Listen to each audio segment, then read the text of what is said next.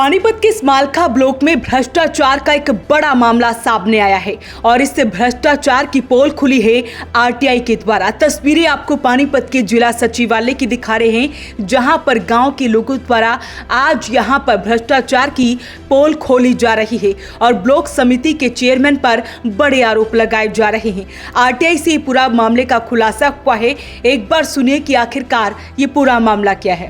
गांव मनाना ब्लॉक समिति स्मालखा चेयरमैन ने जो कार्य किए हैं उसमें घोटाले के उसमें मैंने आरटीआई लगाई थी बीडीओ ऑफिस में, जिसके हमें पुख्ता सबूत नहीं दिए गए हैं और हमें खाली एक सबूत दिया गया है जिसमें मेट्रो दी थी।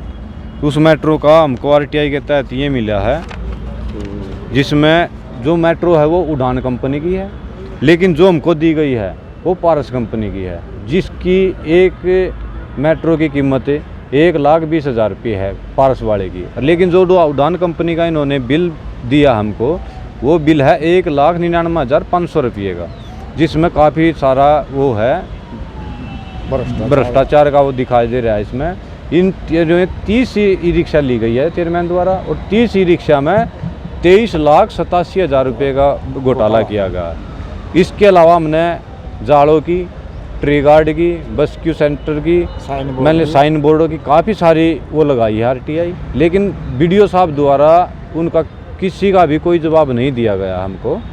और हमें बार बार चक्कर काटने पर ना हमारा फ़ोन उठा रहे हैं, ना हमको कोई संतुष्टि दे रहे हैं, ना हमें बात कर रहे हैं, वो ना हमें मिल रहे हैं। कब लगाई? मैंने पहली आरटीआई 3 दिसंबर 2024 को लगाई थी। उसके बाद मैंने काफ़ी सारी आरटीआई लगाई हैं, मैं दिखाना चाहूँगा। मैंने उसके बाद मैंने काफ़ी सारी आरटीआई लगाई हैं जिनका मेरे को कोई जवाब नहीं दिया गया। बल्कि मैंने 7 तारीख को यहाँ पर बीडीपी ऑफिस में लगाई है मैडम के पास आरटीआई। यहाँ से अब इन्होंने 24 तारीख मेरे को दे रखी है और सीओ मैडम ने 27 तारीख को हमको बुलाया था और 27 तारीख को बीडीओ साहब को स्मालखा उसको बोला गया था कि जो इन्होंने एलिगेशन लगाए हैं, जो शिकायतें दी हैं, उन शिकायतों को जल्द से जल्द इनको साथ रख के इनका निपटारा करो या मतलब संतुष्ट करने की हाँ जांच करो। लेकिन उसकी आज लोग हमें कोई वो नहीं मिली है, ना जांच हो रही है। 1 महीने के करीब हो गया है।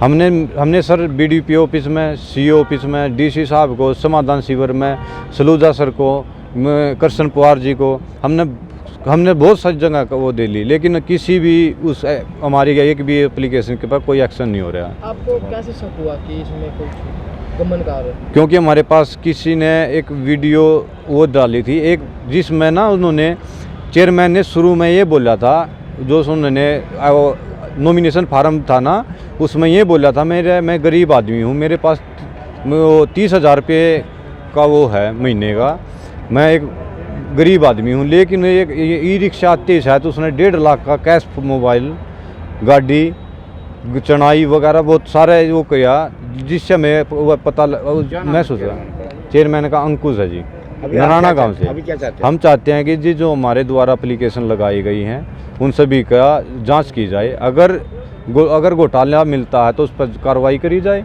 और घोटाले वाले पैसे की रिकवरी करी जाए। आप क्या काम करते हैं?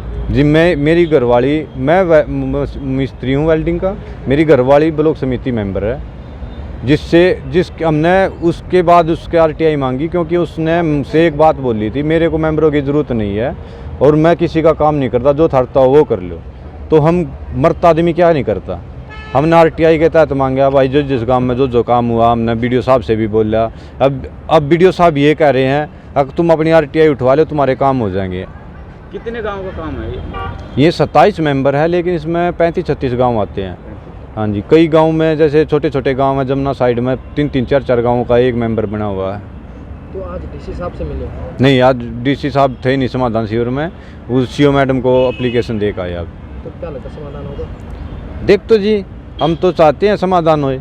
वहीं इस मामले को लेकर डिप्टी सीईओ का क्या कुछ कहना है वो भी आपको सुनवाते हैं। हाँ, एक्चुअली कुछ सोनू और एक रोहताश करके कुछ मेंबर्स हैं, उन्होंने कुछ कंप्लेन की है उनके रिगार्डिंग। वो इंक्वायरी के लिए अब हमने एसडीओ को मार्क की हुई है। एसडीओ से जैसे ही रिपोर्ट आती है उस पर जो भी बनती है कार्रवाई उस हिसाब से कर दी जाएगी। मामला क्या है?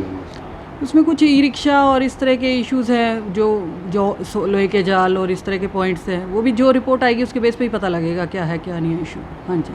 तो आरटीआई के द्वारा एक बड़ा खुलासा हुआ है। हालांकि उनके द्वारा कहा जा रहा है कि उन्होंने कई और आरटीआई लगवाई है, लेकिन अभी तक उसका जवाब उन्हें नहीं मिल पा रहा है। तो ऐसे में वो चाहते हैं कि इस भ्रष्टाचार की पोल खुलनी चाहिए। क्या कुछ कहते हैं इस वीडियो को लेकर हमें कमेंट बॉक्स में जरूर लिखें और वीडियो को शेयर जरूर करें। वॉइस ऑफ पानीपत के लिए सूरज शर्मा के साथ कुलवंत सिंह की रिपोर्ट।